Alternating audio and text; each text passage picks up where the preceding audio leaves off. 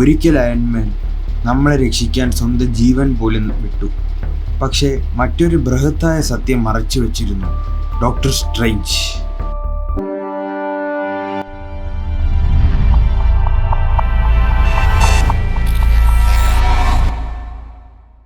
Iron doom, ഒരു മറഞ്ഞുപോയ multiverse സത്യം. തിയറി 1. അവഞ്ചേഴ്സ് ഇൻഫിനിറ്റി വാറിൽ ഡോക്ടർ സ്ട്രേഞ്ച് 14 മില്യൺ ഭാവികൾ കണ്ടു. അതിൽ വിജയിക്കാൻ കഴിയുന്നത് വെറും 1. എന്തുകൊണ്ടാണ് ഡോക്ടർ സ്ട്രേഞ്ച് അത്രയധികം ഭാവി കണ്ടിട്ടും ടോണി സ്റ്റാർക്കിനെ രക്ഷിക്കാതിരുന്നത്? തിയറി 2. നമുക്ക് വിചാരിക്കാം, ടോണി സ്റ്റാർക്ക് ജീവിച്ചിരുന്നെങ്കിൽ എന്ത് സംഭവിക്കും? ഉപഗ്രഹങ്ങൾ, സാങ്കേതിക വിദ്യ, ഡ്രോൺ സ്യൂട്ട്, അവയെല്ലാം ലോകത്തെ സംരക്ഷിക്കാനായിരുന്നു. പക്ഷേ അത് സംരക്ഷണം ഒരു നിയന്ത്രണമാകുന്നു. Theory 3. Iron Man becoming like dome.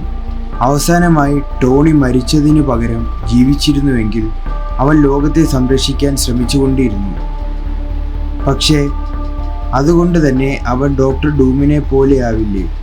ഒരാൾ ദുഷ്ടനല്ല, പക്ഷേ സുപ്രീം കൺട്രോൾ വേണം. അത് തന്നെ ഡൂമിൻ്റെ ലക്ഷ്യമായിരുന്നു. Theory 4. Actor clue, Robert Downey junior. ഇപ്പോൾ കേൾക്കുന്ന പുതിയ വാർത്തകൾ റോബർട്ട് ഡോണി ജൂനിയറിനെ മാർവൽ വീണ്ടും ഡോക്ടർ ഡൂമായി കൊണ്ടുവരുവാൻ പോകുന്നു.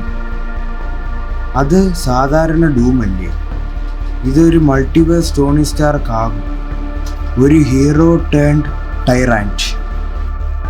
തിയറി 5. അതിനാലായിരിക്കും ഡോക്ടർ സ്ട്രേഞ്ച് ടോണി സ്റ്റാർക്കിനെ മരിക്കാൻ അനുവദിച്ചത്. അവൻ കണ്ടതൊരു ഭാവിയല്ലായിരുന്നു, ഒരു ഭീഷണിയായിരുന്നു. ടോണി സ്റ്റാർക്ക് ഡൂമാകുന്നു എന്നുള്ള. ഞാനിപ്പോൾ നിങ്ങളോട് പറഞ്ഞത് ഒരു താൽക്കാലികമായി വന്നേക്കാന്നുള്ള തിയറിയാണ്. മാർവൽ നമ്മളെ ഒരുപാട് പറയാതെ ഒളിപ്പിച്ചു കൊണ്ടിരുന്നു.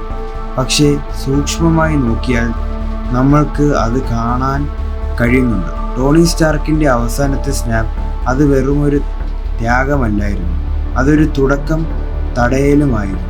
ഈ തിയറി ഇഷ്ടപ്പെട്ടോ? ഇതുപോലെ കിടിലൻ മാർവൽസ് തിയറിക്ക് വേണ്ടി ചാനൽ സബ്സ്ക്രൈബ് ചെയ്യും. കൂടെ ആ ബെല്ലൈക്കണും കൂടെ എനേബിൾ ചെയ്യും.